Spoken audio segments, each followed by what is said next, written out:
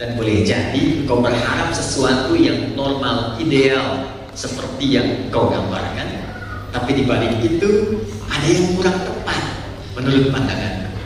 Wallahu ya'lamu wa antum la ta'lamun. Karena aku lebih tahu rencana dan ketetapan masa depan, sedangkan engkau hanya berharap dan merenungkan yang kini terjadi. Bapak Ibu sekalian, dua ayat ini itu hadir di benak kami saat mulai saya mendengar musibah yang dialami Adinda ini. Pada hampir pencarian hari ke-6, tepatnya di hari Senin, itu saya masih berpikir, berdoa di waktu duha. Ini saya belum cerita siapa, hanya di sini saya cerita dan sedikit saya ungkap kepada Kang Helmi sebelum beliau angkat ke sisi. Senin duha saya tertidur, lalu saya berada dengan seorang anak muda di satu tempat hamparan bagus, hijau gitu. Lalu ada kolamnya berupa. Anak itu lompat, dia masuk, lalu saya ikut. Tapi beliau masuk tidak keluar. Saya masuk, merasakan cukup dalam, saya pegang. Lalu terlihat tiba-tiba hilang dan senyum. Baru saya sadari, anak itu yang saya pikiri, yang saya lihat fotonya yang ramai di media. Lalu saya putuskan di hari itu saya harus ke Bandung, saya ke Papua. Boleh jadi ada sesuatu yang mungkin diperlukan, saya akan datang.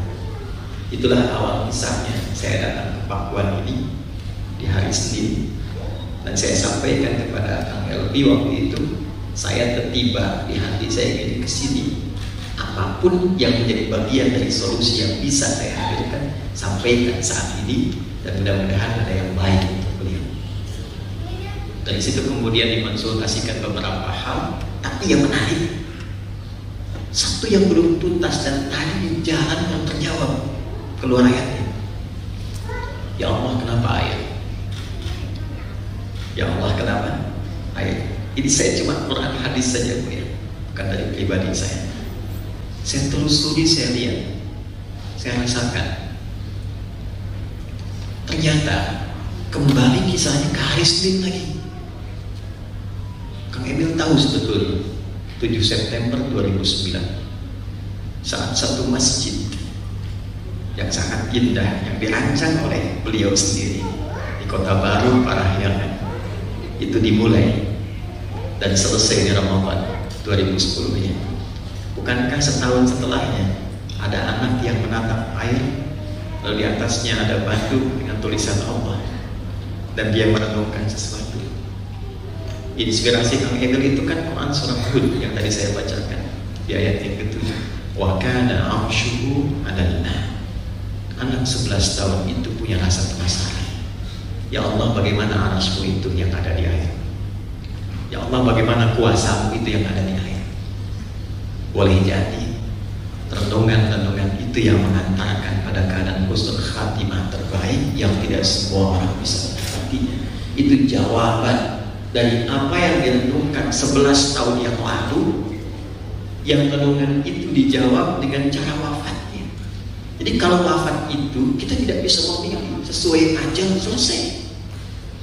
Quran surah 7 ayat 34. Wa idza jaa ajaluhum la yastakhiruna sa'atan wa yastaqdimun.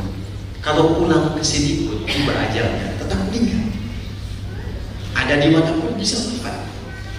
Jadi ajal, kematian itu sesuatu yang pasti. Pembedanya itu yang bisa membedakan antara satu hamba dengan hamba yang lainnya. Ada yang sedang berharta mengajar meninggal, ada yang sedang sujud meninggal. Di Bogor, Pak Ibu, ada seorang jemaah sedang membahas tentang Nabi Muhammad SAW.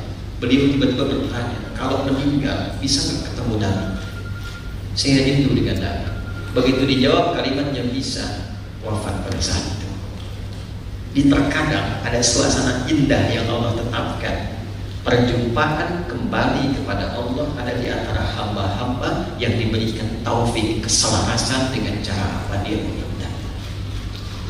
Karena itu saya ingin mengucapkan selamat. Boleh jadi apa yang kita duga berbeda persis dengan apa yang Allah rencanakan. Kita berharapnya sesuatu yang lain, ternyata Adinda Eril menginginkan sesuatu yang berbeda sejak ia dalam keadaan masih belia dan mungkin belum masuk kepada fase balik itu.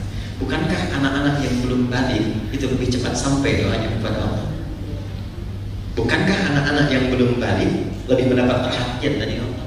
Sehingga kita pun diminta untuk menyayanginya. Pertolongan itu muncul tatkala ia belum masuk kepada fase baliknya.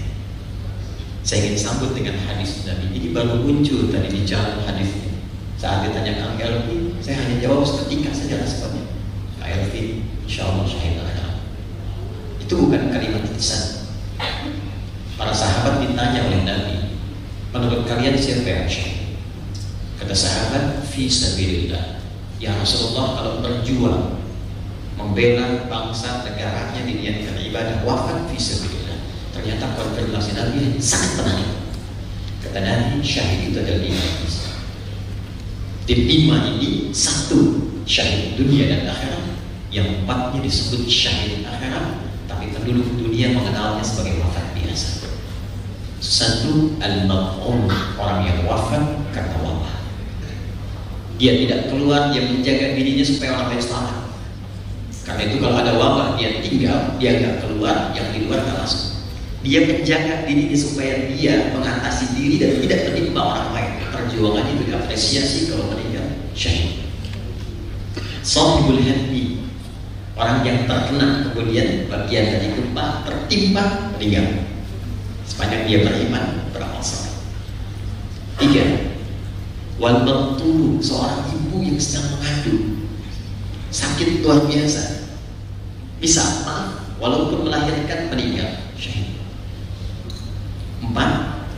Wal ghaliqu, orang yang tenggelam, wafat dalam keadaan tenggelam, yang selama hidupnya pun dia mendedikasikan untuk amalan-amalan kebaikan, syahid. 4 ini disebut syahid akhirat. Yang kelimanya dunia akhirat, yaitu yang berjuang untuk kemaslahatan besar dan diniatkan untuk ibadah. Itu yang kemudian langsung disolatkan, tidak dimandikan dengan pakaian seadanya. Tapi yang 4 ini disebut syahid akhirat. Jadi penduduk akhirat mengenalnya dengan syahid, dipersaksikan wafatnya oleh Allah Subhanahu wa Ta'ala, walaupun penduduk dunia menilainya seperti wafat biasa saja. Karena itu saya ingin tegaskan sekali lagi, alhamdulillah Kang Emil ya, dan dia punya tabungan yang baik. Sekali lagi, kita tidak bisa menolak kematian, tapi cara Anda berpulang ini insya Allah baik dalam pandangan Allah Subhanahu wa Ta'ala. Itu lihat itu di depan itu berapa banyak, bukan bunganya yang saya lihat Kang Emil, berapa doa Allah. Saya masih diskusi dengan staf saya, ini anak amalannya apa ini ya. Ini luar biasa. Saya pun kalau wafat belum tentu bisa mendapatkan perhatian seperti ini. Bapak coba ibu lihat di luar, tengok keluar dari sini. Orang berdiri di luar, doa masih mengalir. Ya, karangan bunga itu jangan dilihat karangan bunganya, perhatian yang begitu tingginya. Karena itu sebelum berdoa, saya ingin tutup dengan satu ayat. Ayat itu mencakup semua jenis syahidat. Dan sudah, dengan itu semua mudah-mudahan lebih tenang, lebih kuat. Dan tinggal kita menyiapkan bekal terbaik untuk bisa berjumpa lagi. Quran surah ketiga ayat 169 sampai dengan ayat 171. Wala tahsaban alladziina qutilu fi sabilillahi amwata bal ahya'un 'inda rabbihim yurzaqun farihina bima atahum Allah min fadlihi wa yastabshiruna billadzina lam yalhaqu bihim min khalfihim alla khaufun 'alaihim wa la hum yahzanun. Anda, ini kalimat langsung dari Allah di Al-Quran. Jangan menduga setiap hamba yang wafat dan pernah mendedikasikan selama hidupnya berbuat yang baik-baik karena Allah, wafat begitu saja. Bal ahya'un 'inda rabbihim yurzaqun. Tapi dalam suasana wafatnya itu Allah berikan kehidupan yang lebih baik. Saking indahnya kehidupan itu, farihina bima atahumullah min fadli. Dia gembira segembira-gembiranya atas anugerah yang telah Allah berikan kepadanya. Wa yastabshiruna bil ladzina lam yalhaqu bihim min khalfihim. Ini untuk kita. Dan kalau dia mampu, dia akan kabari kepada keluarganya. Dia akan sampaikan, alla khaufun 'alaihim wa la hum yahzanun. Jangan banyak berharap, jangan bersedih. Saya sudah bahagia. Kuatkan hati, kuatkan diri, cari amalan supaya kita berkumpul kembali. Itu Quran surah ketiga Al-Imran ayat 169 sampai dengan ayat 171 ya. Karena itu sekali lagi, tinggal sekarang keluarga besar. Ayo kita keluarkan Quran surah ke-52 ayat 21 di janji Allah, dan kita berdoa setelah itu.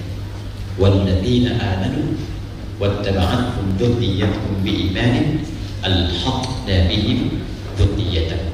Kalau ada satu keluarga besar menginginkan pertemuan terjadi lagi saat kembali kepada Allah, maka ikuti amal-amal baik yang telah wafat meninggalkan itu. Jadi sekarang tugas keluarga besar tinggal memviralkan kebaikan-kebaikan itu saja. Itu yang dimaksud hadis Nabi, "Udkhulu mahasinan mautakum." Kalau ada seorang hamba meninggal, jangan disebut kekurangan, karena yang masih hidup pun banyak kurangnya. Viralkan yang baik-baiknya. Kebaikan itu memberikan cahaya kepada yang wafat, sekaligus memberikan jejak amalan kepada kita untuk berkumpul bersamanya. Wa ma alatnahu min amalihim min syai'. Aku tidak akan sia-siakan, kata Allah, kalau ada anggota keluarga yang masih hidup mengumpulkan amalan